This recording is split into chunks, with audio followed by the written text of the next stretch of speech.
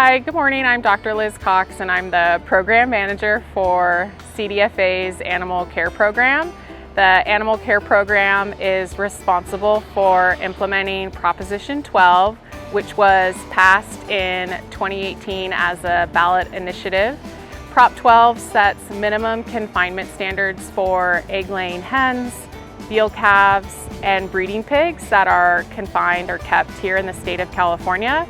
In addition, if covered products such as eggs, veal meat, and pork meat from those covered animals are sold in California, then the animals that produce those products have to be kept according to the Proposition 12 standards. The purpose of this video today is to educate swine exhibition breeders and swine showmen, youth leaders, for them to understand how to comply with Proposition 12 and the animal confinement regulations.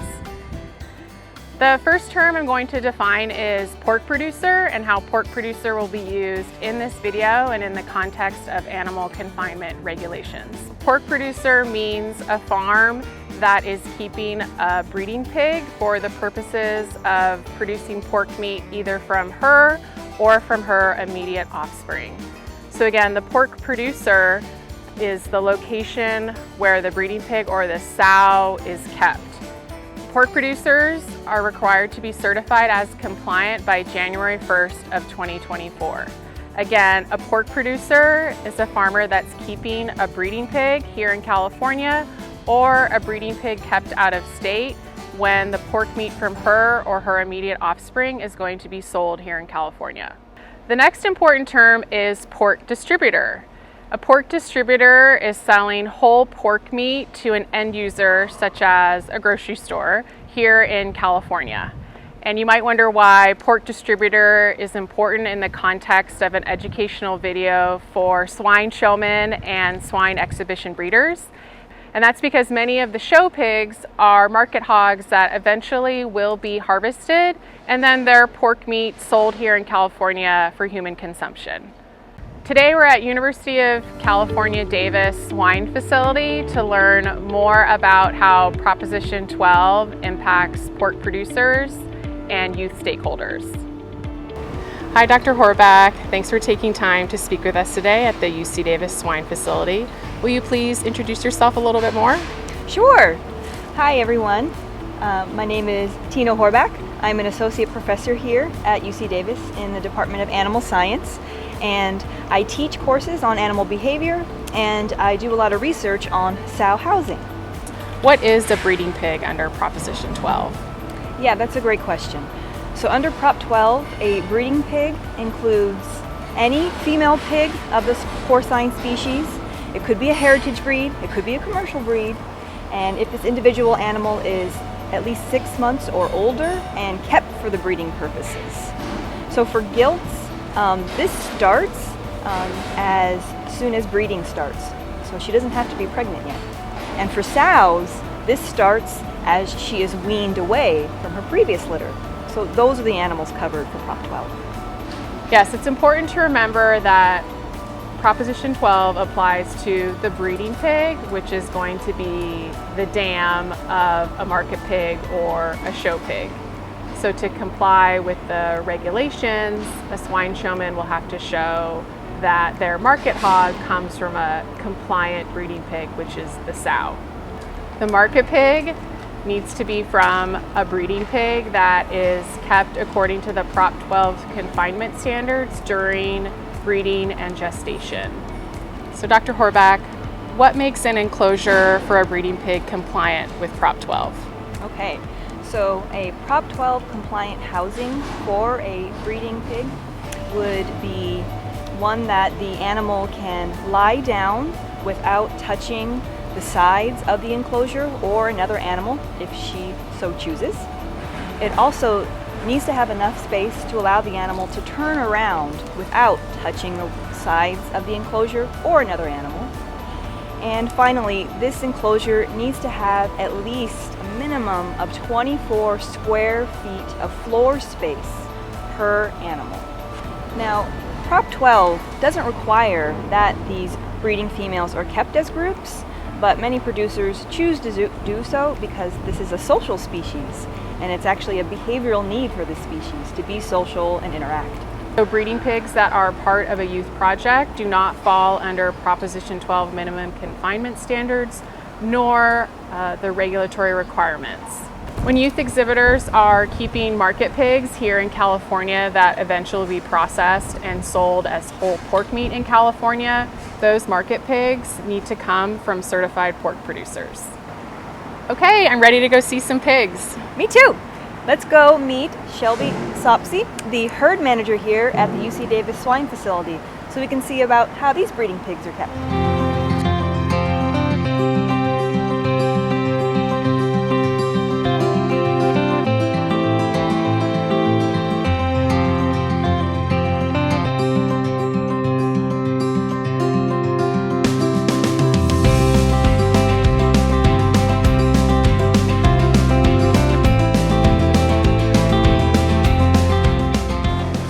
I'm here with Shelby Sopsey, the manager of UC Davis Swine Facility. Yes. Thanks for taking time with Yes, us absolutely. today. Thank you for coming out. Would you please just describe a little bit about how you guys keep breeding pigs here? Yeah, so we're a farrow to finish facility, meaning that we actually house all production phases under one roof. In general, for our breeding herd, both gilts and our sows, we house in a pen gestation style housing, which is compliant with Prop 12. So can you describe in a little more detail the ways that breeding pigs are kept here? Here at the facility, we do have pen gestation style housing that has free stanchion stalls that our females are able to freely come in and out of. That's where we feed in the morning. And then for husbandry purposes, for breeding and heat checking, we do have locking free access stalls where our females, when we're not breeding or heat checking, have the ability to freely go in and out as they please. And then when we are in that production phase where we are breeding, we do have the ability to lock them in, and we only keep them in that confinement style for less than 6 hours in a 24-hour period and no more than 24 hours in a 30-day period. When it comes time that mama has gone through her full gestation length of 115 days, we will then load them into our farrowing rooms no more than 5 days before her due date, and then that is where she actually gives birth to her piglets in our maternal pens or farrowing crates, and then is housed with babies for about 25 to 28 days in our system here. And then from there, she's weaned and she comes back out into gestation and into that production process all over again. All of which, any time spent in a non-compliant housing style is recorded so that when we are audited for compliance, that we can provide proof that we are taking care of our ladies as best as possible. What do you provide when you sell a project pig? A lot of county fairs would have a pre-written letter that as a breeder I would then fill out our facility name and then sign as a breeder. Now with Prop 12 coming into facilities needing to be in compliance as of January 1, 2024, we did receive Prop 12 compliance certificate from an outside third-party auditor. So if a county fair requires that pre-written letter to be filled out, we can also provide our certificate of compliance as well. So Shelby, thanks so much for spending time with us this morning and giving us a tour of the UC Davis Swine Facility. And next we're going to go to the Davis High School to see how they raise pigs at their farm.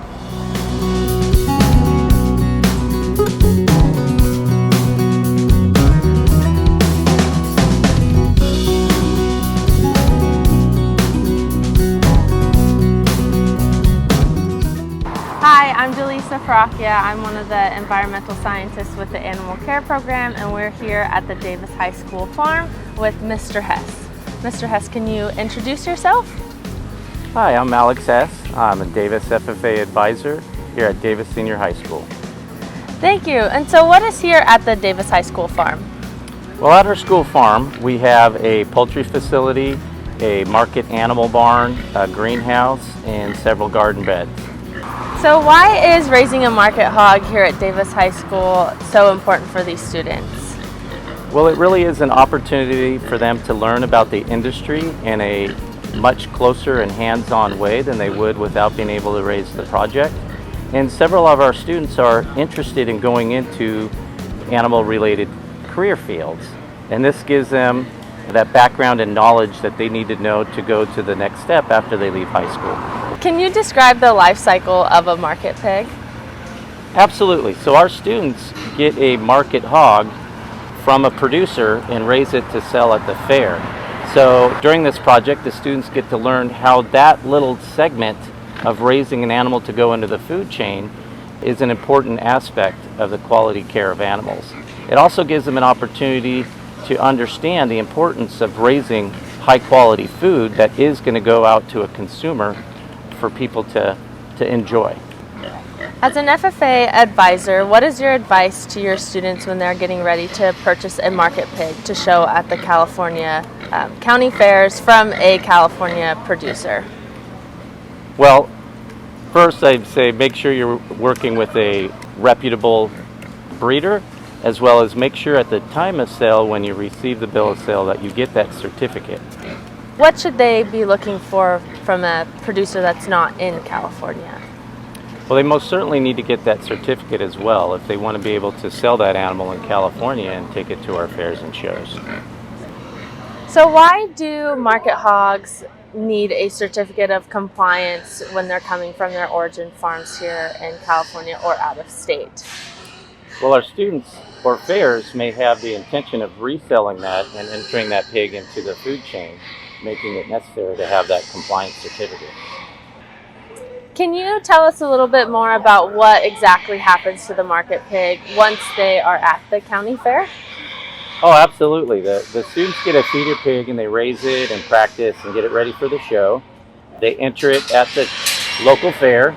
They take that animal and exhibit it, and they have showmanship classes and market classes. So their goal is to have a market-ready animal. At the fair, they're going to judge that animal to see if it's market-ready.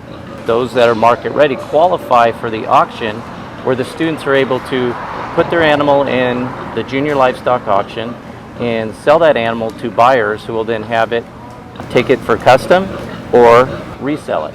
So what if a student who got certificate at the time of sale when they got their bill of sale loses it and doesn't have it for their FFA advisor as they're doing the entries for fair? Yeah, so if a student ends up losing their certificate of compliance that they get from that pig producer, we would recommend reaching back out to that certified producer and asking for an additional copy before you send it in to the fair.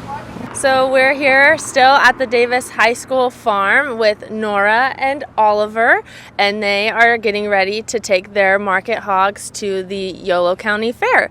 So if you guys could tell us a little bit about yourself and what you're doing here today. Hi, I'm Nora. I just graduated from Davis Senior High School, and I'm here feeding my pig. Hi, I'm Oliver. I also graduated this year at Davis Senior High School, and I'm feeding my pig, and usually we feed our pig twice a day and let them out in the little arena over here we have. Awesome. So what exactly have you guys been working on here with your pigs the last couple of months to get ready for the Yolo County Fair? Well, like Oliver said, we come in twice a day, we feed them, we clean their pens, and then you generally work with them for like 5 to 15 minutes. Awesome. And then also occasionally we give them, we brush their hair, we wash them and make sure they're all kept up and make sure they're all healthy and they're happy pigs. Happy pigs, we like to hear it. So good luck to Oliver and Nora at the Yolo County Fair and the rest of the Davis High students who are practicing back there watching their crazy pigs run around, and we will see you there.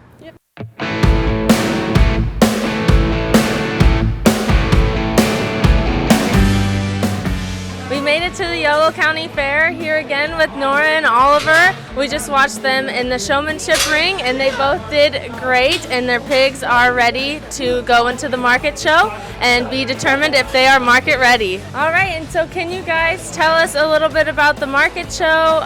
Maybe tell us how much your pigs weigh and are you ready? We'll start with you, Oliver. So yesterday my pig weighed in at 240 pounds. Great, and how about you? Killian weighed in at 274 and Liv weighed in at 254.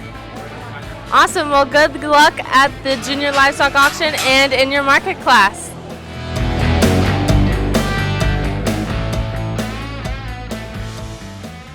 All right, we're back here at the UC Davis swine facility just to wrap up everything that we learned today on this video. As a recap, every pork producer that's keeping breeding pigs will need to be certified as compliant by January 1st of 2024. For swine exhibitors that are showing market pigs in the 2024 fair season, to ensure that they have access to all resale markets after auction, the market pig needs to come from a certified pork producer. So we want to give a big shout out and thank you to everyone that helped for producing this video today. Thank you to UC Davis Swine Facility, Sonoma County Fair, Yolo County Fair, and Davis High School, and all the youth exhibitors that answered our many questions and let us film them doing their projects. We really appreciate it. And if you have any more questions about Proposition 12 and how it might impact you, please find us on social media under the Animal Care Program and visit our website. It's the Animal Care Program at CDFA.